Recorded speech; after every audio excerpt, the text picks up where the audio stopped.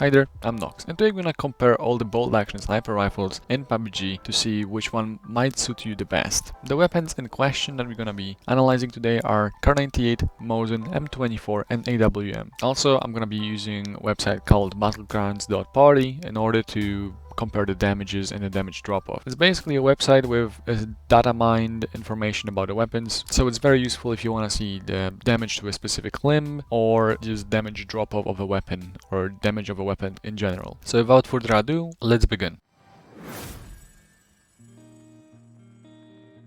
First off, I verified the damages on Battlegrounds.party to just make sure that they are actually accurate. With the verification, we can see that the damage overlaps with the damage of a target that has a level 2 helmet and a level 2 vest, which is definitely understandable because in the end game, mid game, most people are gonna have level 2 armor at least. Within 100 meters, AWM takes the crown of the most damage, Mosin Kar98 come in second, and M24 has the least damage out of them all. But the damage difference when it comes to level 2 armor at least is basically meaningless if you'll be shooting a healthy target because they'll take the same amount of shots to take it down. 500 meters is the maximum that the damage drop-off happens, and as you can see there is a bit of a drop, but it is still the same amount of shots that is required to take down the target.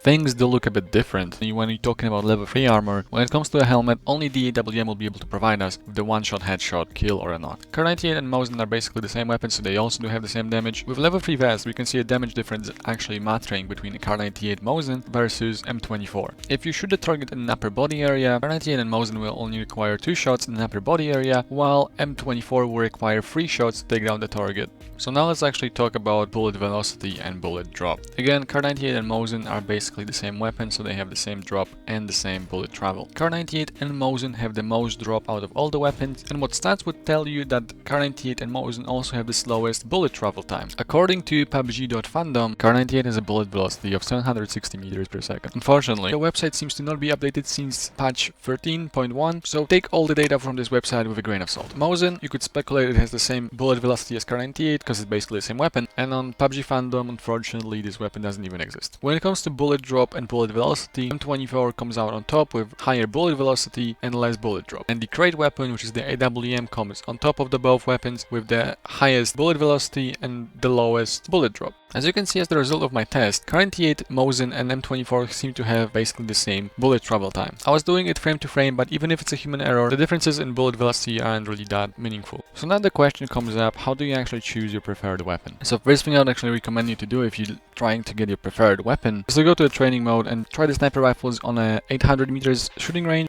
400 meters one, and also the car shooting range. Your goal here is to just familiarize yourself with the weapons and try to get a gist of how high you need to aim for a bullet drop and how far you need to aim in front of a moving target. When you do get a feel of a weapon a bit more, I do recommend trying Team Deathmatch in arcade mode. Just go and grab a sniper rifle, put an 8x on it and have some fun. Being mindful though that some maps are better suited for sniper rifles and some are less suited for sniper rifles. As you can see in the background, the first map I got is a great one for sniping. It's basically an open field that allows me to get those long range engagements and actually practice shooting targets that are strafing, that are moving left and right, that are quick peeking, which is the best practice because it's a hands-on practice. And also, if you die, you could just respawn and go again without having a need to look for a sniper rifle for 20 minutes in a normal game and then maybe getting a target to shoot with it. When it comes to choosing one of the weapons, I would also recommend to be mindful of attachments. AWM and M24 do have a mag attachment when Kar98 is lacking one, and on Kar98 and Mosin you can also put a bullet loops attachment. The bullet loops attachment allows you to reload faster. Mosin and Kar98 do not have a magazine and have a different reload animation than M24 or AWM. The only time it's actually gonna make a noticeable difference is when you're reloading a Kar98 or a Mosin when there's only like 1 or 2 bullets left, because then you're gonna put in 3 bullets one by one.